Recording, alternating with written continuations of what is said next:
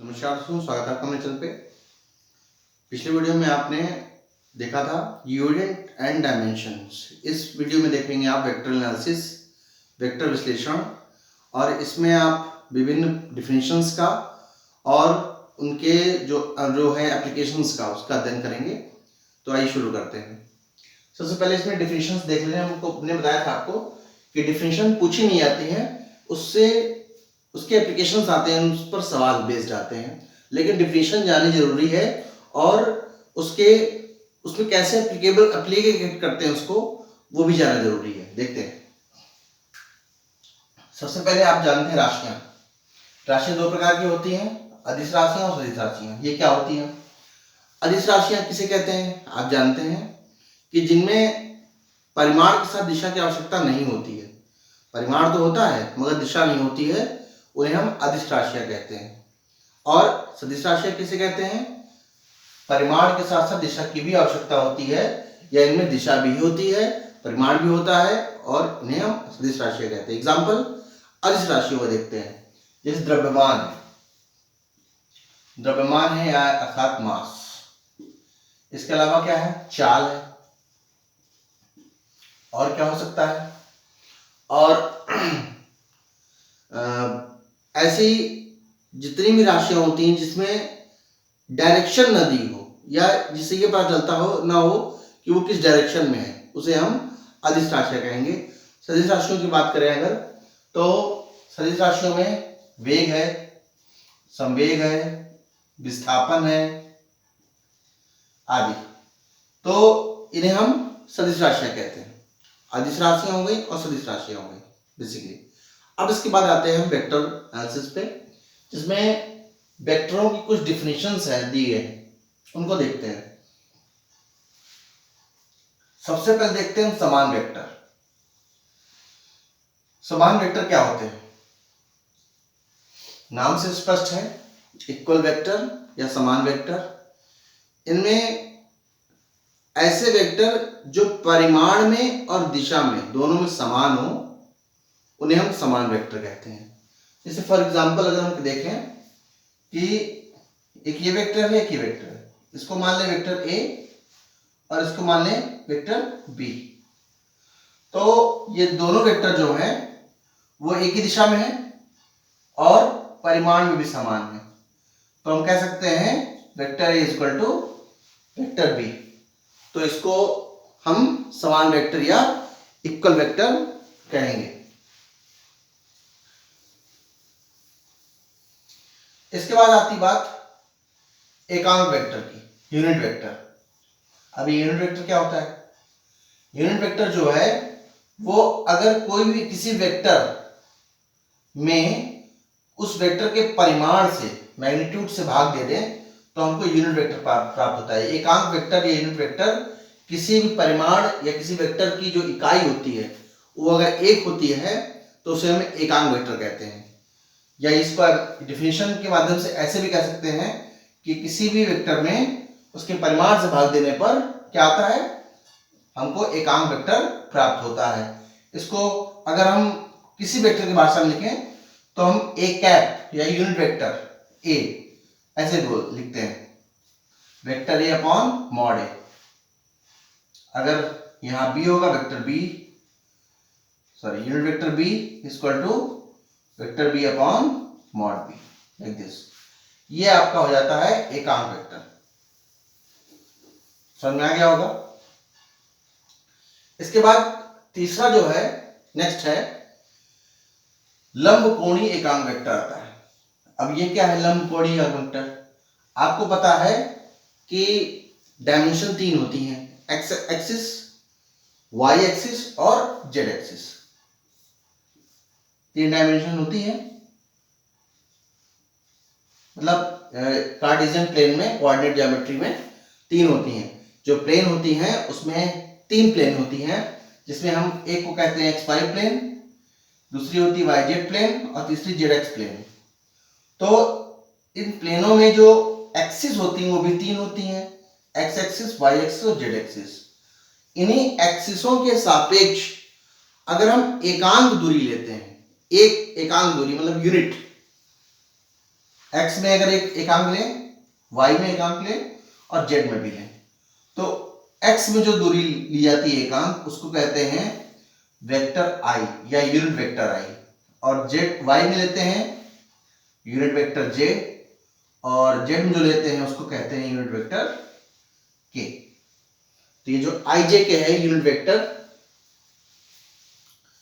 Vector आई, vector जे और vector के, इनको कहते हैं हम लंबकोणीय एकांक वेक्टर, यूनिट वेक्टर कहते हैं इसको, समझ रहे हैं। तो आई जे के जो है लंबकोणीय एकांक वेक्टर कहे जाते हैं। अब बात नेक्स्ट आती है विपरीत वेक्टर या अपोजिट वेक्टर कह सकते हैं इसको।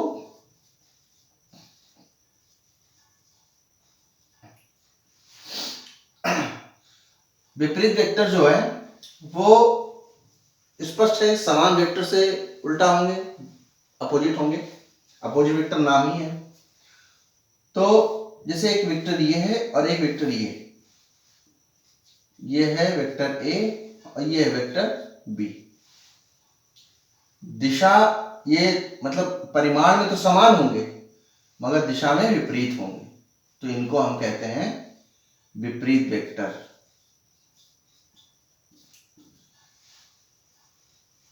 या ये समझ लीजिए कि ए और बी विपरीत वेक्टर, ये कह सकते हैं कि ए बी के विपरीत है या बी ए के विपरीत है, अपोजिट वेक्टर कहेंगे।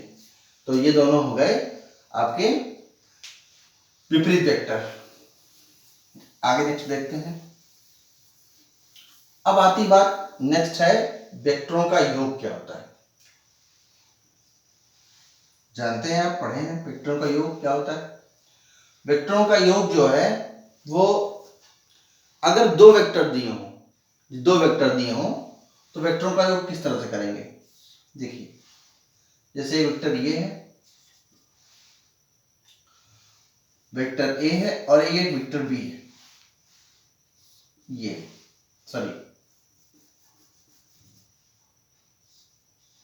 Vector B.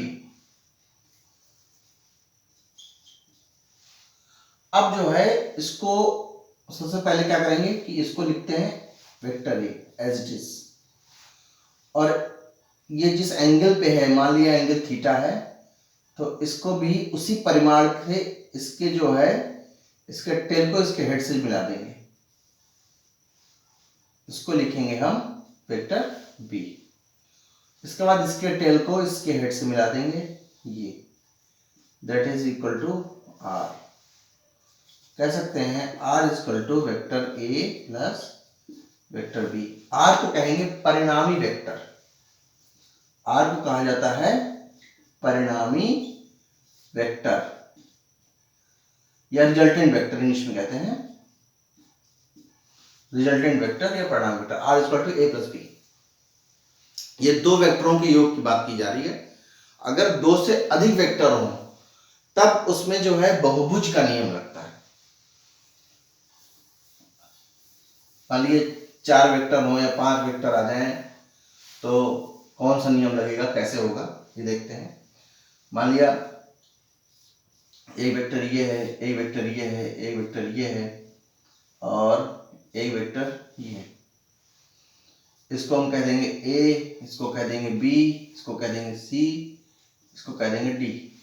अब इसको जोड़ना है हमको, तो जोड़ने के लिए है क्या हो जाएगा, पहले ए को लिखेंगे, क्रम से ये चलेंगे, इसके बाद बी को एज इट इज उस पर रख देंगे, बी, फिर सी। एंगल नहीं चेंज करेंगे, जैसे एंगल जो होगा उसको उसी के अकॉर्डिंग चलेंगे। इसके बाद लास्ट में वेक्टर डी। ना आपको मैग्नीट्यूड चेंज करना है ना एंगल चेंज करना है, ध्यान रखिएगा। और इसके बाद क्या करेंगे, लास्ट में जो इसका टेल होगा उसके हेड से इसको मिला देंगे और इसको कहेंगे आप resultant vector, that is r. A plus b plus c and plus d, that is the resultant vector of a plus b plus c plus d. Vector addition of vector of multiple vectors more than 2 vectors. तो ये हो जाएगा आपका 4 या मतलब 2 से 2, 2 या 2 से अधिक वेक्टरों का योग, दो वेक्टर का योग होगा तो जैसे मैंने बताया था उस तरह से करेंगे। अगर वेक्टर का योग ज्यादा होंगे तो बहुभुज का नियम इस तरह से लगता है, वो जब क्वेश्चन आएंगे तो बनाएंगे। अब वेक्टरों का घटाना क्या होता है? वेक्टरों का घटाना एक प्रकार का जोड़ ही होता है, बस अंतर इतना होता है कि वेक्टरों का घटाने में क्या होता है कि ऋणात्मक वेक्टर को जोड़ दिया जाता है, अर्थात ये कह सकते हैं आप a प्लस माइनस बी, अर्थात जो भी वेक्टर होता है उसको विपरीत करके जोड़ दिया जाता है, उसकी दिशा विपरीत करके उसको जोड़ दिया जाता है, तो वो हो जाता है vector a minus b. Example देख लेते हैं। ये आपका वेक्टर a है और ये आपका हमने क्या लिया था, ये आपका वेक्टर b, ये तो लिया और इसको जोड़ दिया था। अब इसमें करेंगे क्या, ये मान लीजिए इसका एंगल थीटा है, तो करेंगे क्या कि इसको हमने vector a as it is लिया, इसके एंगल को अपोजिट कर दिया, ये हो गया ये हो गया थीटा। परिमाण वही रहा मगर दिशा हमने बदल दी, ये वेक्टर a ये वेक्टर b और ये दैट इज वेक्टर r। ये भी एक प्रकार का जोड़ ही है मगर इसको लिख सकते हैं दैट इज वेक्टर का घटाना, इसे कहेंगे वेक्टरों का घटाना। ये आपका आ गया वेक्टर घटाना हो गया, समझ में आ गया होगा।